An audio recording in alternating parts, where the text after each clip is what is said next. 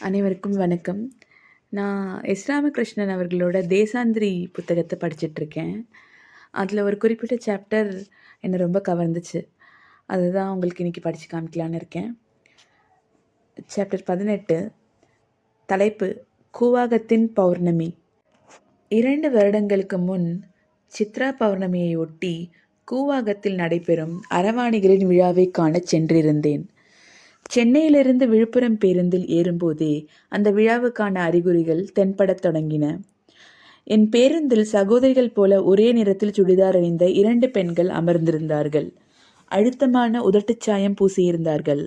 ஒரு பெண் cooling glass அணிந்தபடியே காதில் வாக்மேன் மாட்டி பாட்டு கேட்டு கொண்டிருந்தாள். பேருந்து கிளம்பும் நேரத்தில் மினுமினுக்கும் அரக்கு நிற புடவை அணிந்த பருத்த உடல் கொண்ட ஒரு பெண் பஸ்ஸில் தாவி ஏறினாள். அவளை கண்டதும் சுடிதார் அணிந்த பெண்கள் அருகில் உட்கார இடம் கொடுத்தார்கள். சில நிமிடங்களுக்குள் அவர்கள் பேசுவது பஸ் முழுவதும் கேட்டது. சேலை கட்டி வந்த பெண் தனது பெயர் சிங்காரம் என்று சொன்னாள். அவர்கள் தங்கள் பெயர் ஸ்வப்னா பிரியா என்றும் பெங்களூரிலிருந்து வருவதாகவும் சொல்லி கைகுலுக்கிக் கொண்டனர். சிங்காரம் தான் ஒரு கூட்டுறவு வங்கியில் வேலை பார்ப்பதாகவும், தனக்கு 2 பையன்கள் இருக்கிறார்கள் என்றும், தனது மனைவி தபால் துறையில் வேலை செய்கிறாள் என்றும் சொல்லியபடியே வருடத்தில் இந்த 4 நாட்கள் மட்டும்தான் இப்படி ஒப்பனை செய்து கொண்டு வருவதாகச் சொன்னார். அந்த பெண்கள் தாங்களும் பெங்களூரில் ஒரு ஃபேக்டரியில் வேலை செய்வதாகவும், 2 வருடத்துக்கு முன்புதான் பால் மாற்று அறுவை சிகிச்சை செய்து கொண்டு உருமாற்றம் அடைந்ததாகவும் சொன்னார்கள். சிங்காரம் மெல்ல சிரிப்போடு தனது ஹேண்ட்பேக்கை திறந்து கண்ணாடியை எடுத்து பார்த்து கேசத்தை சரி செய்து கொண்டபடியே காலையில் பியூட்டி பார்லருக்கு போயிருந்ததாக சொன்னார். அந்த பெண்கள் தாங்கள் இப்பொழுதுதான் முதல் முறையாக கூவாகம் விழாவுக்கு வருவதாக சொன்னார்கள். பேருந்து தாம்பரம் வந்தபோது இன்னும் 10-15 அரவாணிகள் ஏறினார்கள். பேருந்தில் இருப்பவர்களில் யார் பெண் யார் ஆண் என்ற பேதம் கொஞ்சம் கொஞ்சமாக அழிந்து கொண்டிருந்தது. கைக்குழந்தையை வைத்திருந்த ஒரு பெண்ணிடமிருந்து குழந்தையை வாங்கி கொஞ்சி கொண்டிருந்தார் ஒரு அரவாணி. விழுப்புரத்திலிருந்து 20 கிலோமீட்டர் தூரத்தில் உள்ளது கூவாகம். அங்குள்ள கூத்தாண்டவர் கோவிலில் நடைபெறும் விழாவிற்கு இந்தியா முழுவதுமிருந்து அரவாணிகள் ஒன்று கூடுகிறார்கள். இந்த விழா சித்ரா பௌர்ணமியையொட்டி நடக்கிறது. ஒரு வார காலம் நடைபெறும் இந்த விழாவில் அரவாணிகள் இங்கு உள்ள தெய்வமான அரவானை கணவனாக ஏற்றுக்கொண்டு திருமணம் செய்து கொள்கிறார்கள். மறுநாள் அரவான் களப்பலி கொடுக்கப்பட்டு விடுகிறான் என்பதால் அவர்கள் தாலி அறுத்து ஒப்பாரி வைக்கிறார்கள். மகாபாரதத்தில் யுத்தம் துவங்கும்போது பாண்டவர்கள் தங்களது வெற்றிக்காக யாராவது ஒரு சுத்த வீரனை களப்பலி கொடுக்க முடிவு செய்கிறார்கள். அதற்காக அர்ஜுனனுக்கும் நாகவம்சத்தை சேர்ந்த உலூப்பி என்ற பெண்ணுக்கும் பிறந்த அரவானை தேர்வு செய்கிறார்கள். அரவான் களப்பலிக்கு முன்னால் உலகில் உள்ள எல்லா இன்பங்களையும் அனுபவித்துவிட வேண்டும் என்று விரும்புகிறான். ஆனால் அவனுக்கு திருமணம் செய்து வைக்க யாரும் பெண் கொடுக்க மறுக்கிறார்கள். ஆகவே கிருஷ்ணரே பெண்ணுரு கொண்டு அரவானை மணக்கிறார். மறுநாள் அரவான் களப்பலியாக கொடுக்கப்பட்டதும் கிருஷ்ணர் தனது தாலியை அறுத்து கொண்டு விடுகிறார் என்று ஒரு கதை இருக்கிறது. அந்த நிகழ்வுதான் இந்த விழாவின் மையம். ஆண் பெண்ணாக மாறுவது இந்திய புராணங்களில் தொடர்ந்து வரும் ஒரு நிகழ்வு. நாரதர் ஒரு குளத்தில் குளித்து கரையேறும் போது பெண்ணாக மாறினார் என்றும், வனத்தில் உள்ள விருட்ச நிழலில் படுத்திருந்த இளவரசன் உறங்கி எழுந்தபோது பெண்ணாக மாறிவிட்டான் என்றும் மகாபாரத கதைகள் கூறுகின்றன. கிருஷ்ணன் மோகினி வடிவம் கொண்டது ஐயப்ப சுவாமி கதையிலும் வருகிறது. அர்ஜுனனே கிருஷ்ணனுடன் ஒரு முறையாவது பாலுறவு கொள்ள வேண்டும் என்பதால் அர்ஜுனி என்ற பெயரில் உருமாற்றம் கொண்டான் என்கிறது பத்மபுராணம். பீஷ்மரை யுத்தத்தில் கொல்லும் சிகண்டி ஓர் அரவாணிதான். அதுபோலவே வனவாசத்தில் அர்ஜுனன் கூட பிருகனை என்ற பெயரில் அரவாணியாகத்தான் இருக்கின்றான். இந்தியாவே கண்டு பயந்த மாலிக் கபூர் கூட ஒரு அரவாணிதான். அவ்வளவு ஏன், அலாவுதீன் கில்ஜியின் ஆட்சி காலத்தில் டெல்லியில் உள்ள முக்கிய பதவிகள் அத்தனையும் அரவாணிகளுக்கு வழங்கப்பட்டிருக்கிறது. கில்ஜியின் காதல் பெண்களாக இருந்தவர்கள் அத்தனை பேரும் அரவாணிகளே.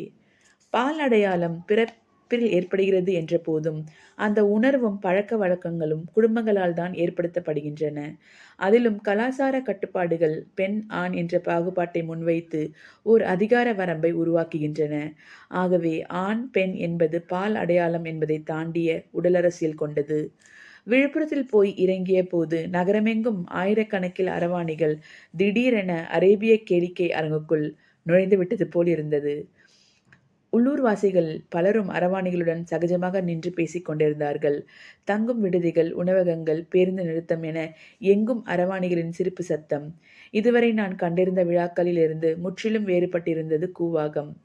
அரவாணிகள் கூத்தாண்டவர் கோயிலில் போய் தாலி கட்டி கொண்டார்கள். புது மஞ்சள் கயிறு கழுத்தில் தொங்க தனக்கு விருப்பமான ஆணின் தோளில் கை போட்டுக்கொண்டு நடமாடினார்கள். அரவானை திருமணம் செய்து கொண்ட பெருமிதம் நிஜமாகவே அவர்கள் கண்களில் மினுமினுத்தது. பெண் குறித்து இதுவரை மனதில் படிந்திருந்த அத்தனை கலாச்சார பிம்பங்களும் அங்கு ஒவ்வொன்றாக நீக்கப்பட்டு கொண்டே வந்தன. முத்தமிடுவதும் கட்டிக்கொள்வதும் உடலின் தேவை என்பதை தவிர வேறு ஒன்றுமில்லை என்று சர்வசாதாரணமாக வெளிப்படுத்தி கொண்டிருந்தார்கள். இரகசிய சிரிப்பு, முற்றிய நிலவு, உதிர்ந்த பூக்கள், உபயோகித்து வீசி எறிந்த ஆணுரைகள், போதை நெடி படர்ந்த பேச்சு என அந்த இரவு முழுவதையும் காமம் பேராறு போல் அடித்து சென்று கொண்டிருந்தது. கூவாகத்தில் அந்த ஒரு இரவு கட்டுப்பாடுகளை விலக்கிய வெளியாக இருந்தது.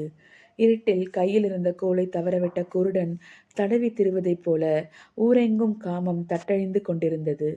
இன்னொரு பக்கம் பல்வேறு ஊர்களிலிருந்து வந்திருந்த அரவாணிகள் ஒருவருக்கொருவர் ஆறுதல் சொல்லிக் கொள்வதும் இணையான நட்பும் நேசமும் உருவாகுவதும் நடந்து கொண்டிருந்தது.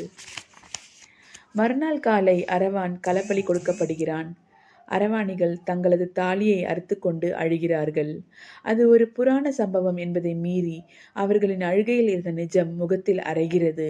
அவர்கள் அழுவது அரவானுக்காக இல்லை, இதுவரை அவர்கள் அடைந்து வந்த அவமானத்துக்காகத்தானோ என்று தோன்றியது. ஒருவரை ஒருவர் கட்டிக்கொண்டு கூந்தல் அவிழ்ந்து கிடக்க, நெற்றியில் இட்ட பொட்டு அழிய, மாரில் அடுத்து அழுதபோது நம்மை அறியாமல் தொண்டை அடைக்கிறது. அவர்களின் அழுகை கண்களிலிருந்து அல்ல, இதயத்தின் ஆழத்திலிருந்து பேரிடுகிறது. முதல் நாள் இரவு வரை அவர்களிடம் இருந்த பகட்டான ஒப்பனையும் கேளிக்கையும் இப்போது இல்லை. துக்கமும் வேதனையும் மட்டுமே மிஞ்சி இருக்கிறது. அழுது அழுது அவர்கள் வளையல்களை உடைத்துக் கொள்கிறார்கள். பின்பு நீராடி ஈரக்கூந்தலுடன் கூத்தாண்டவரை வணங்க நடந்து போகிறார்கள். அந்த நடையில் துக்கம் படிந்திருக்கிறது. அந்த முகங்களில் வெறுமை நிரம்பி இருக்கிறது. அன்றாட வாழ்வுக்கு திரும்ப போகிறோம் என்கிற வெறுப்பு கண்களில் பளிச்சிடுகிறது. கிரேக்க துன்பவியல் நாடகம் ஒன்று என் கண் முன்னே நிஜமாக நடந்தேறியது போல இருந்தது. அரவாணிகளுக்கான அழகி போட்டிகள், எய்ட்ஸ் விழிப்புணர்வு உணர்வு பிரசாரம், மதமாற்ற பிரச்சாரம், பத்திரிகைகள், தொலைக்காட்சி கேமராக்கள் என பரபரத்திருந்த கூவாகம் மெல்ல தன் இயல்புக்குள் திரும்புகிறது.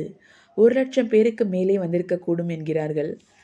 விழா முடிந்த பிறகும் சொந்த ஊருக்கு திரும்ப மனமற்று சிலர் அங்கேயே சுற்றி கொண்டிருந்தார்கள். அவர்களில் பெல்லாரியிலிருந்து வந்திருந்த கஜானா என்ற பெண்ணை பார்த்தேன். அவள் மிகுந்த ஆதங்கத்துடன், அரவாணி என்பதால் நாங்கள் இன்சூரன்ஸ் பாலிசி கூட எடுக்க முடியாதவர்களாக இருக்கிறோம். ஆடு மாடுகளுக்கு கூட இன்சூரன்ஸ் பாலிசி தருகிறார்கள். ஆனால் எங்களுக்கு தருவதற்கு 1000 யோசனைகள், தடைகள் இருக்கின்றன என்றார். பால் திரிபு கொண்டவர்களை அவமதிப்பதும் ஒடுக்குவதும் காலங்காலமாகவே நடைபெற்று வந்திருக்கிறது. அதிலும் கடந்த காலங்களில் அவர்கள் மீது செலுத்தப்பட்ட வன்முறை மிக கொடூரமானது. இன்று அரவாணிகள் குறித்த விழிப்பு உணர்வு ஏற்பட்டிருக்கிறது. ஆனாலும் மனதளவில் அவர்களை முழுமையாக ஏற்றுக்கொள்வதற்கு பலருக்கும் தயக்கம் இருக்கவே செய்கிறது. அதையும் மீறி அபூர்வமாக சில அங்கீகாரங்கள் அவர்களுக்கு கிடைக்கின்றன. அதற்கு ஒரு சிறிய உதாரணம், சென்ற ஆண்டு தமிழின் சிறந்த படமாக தேர்வு செய்யப்பட்ட நவரசா என்ற சந்தோஷ் சிவனின் திரைப்படம். இப்படம் கூவாகம் விழாவை பின்புலமாக கொண்டு உருவாக்கப்பட்டதே. அரவாணிகளின் விழாவுக்கு சென்று வந்த பிறகுதான் பால் அடையாளம் எத்தனை சிக்கலானது என்பதை புரிந்து கொள்ள முடிந்தது. அதற்கு முன்பு வரை ரயில் பயணங்களில், தெருக்களில் சந்தித்த அரவாணிகளுக்கும் இங்கு நான் கண்டவர்களுக்குமான வேறுபாட்டை துல்லியமாக உணர முடிந்தது. ஒவ்வொரு அரவாணியும் எழுதி தீர்க்க முடியாத எண்ணிக்கையற்ற கதைகளுடன் இருக்கிறார். நான் அரவானை பற்றி யோசித்துக் கொண்டிருந்தேன். அரவான் களப்பலி கொடுப்பதற்கு தேர்ந்தெடுக்கப்படுகிறான். அது அவனுடைய விருப்பம் அல்ல, அவன் மீது ஏற்படுத்தப்பட்ட கட்டாயம். அரவான் களப்பலியாக மறுத்திருந்தால் நிச்சயம் கொல்லப்பட்டிருப்பான். இதை ஒரு நாடகமாக நிகழ்த்த விரும்பி அரவான் என்ற நாடகத்தை எழுதினேன்.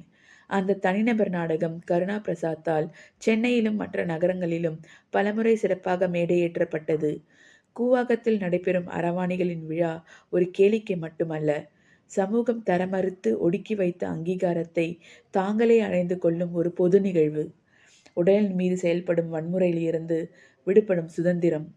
தாங்களும் இயல்பான மனிதர்களே என்று அரவாணிகள் உலகுக்கு தெரியப்படுத்தும் ஒரு சந்தர்ப்பம். இதையொட்டி ஒரு சின்ன கவிதையும் இருந்துச்சு. அந்த கவிதையை உங்களுக்கு படித்து காமிக்கிறேன். நான் முதல் அம்பு. பன்னெடுங்காலமாய் இந்த மலை உச்சியில் கிடக்கிறேன். யார் மீதும் விரோதமற்ற ஒருவன் வந்து தன் வில் கொண்டு என்னை வெளியில் செலுத்துவான் என. இப்படி முடியுது அந்த கவிதை.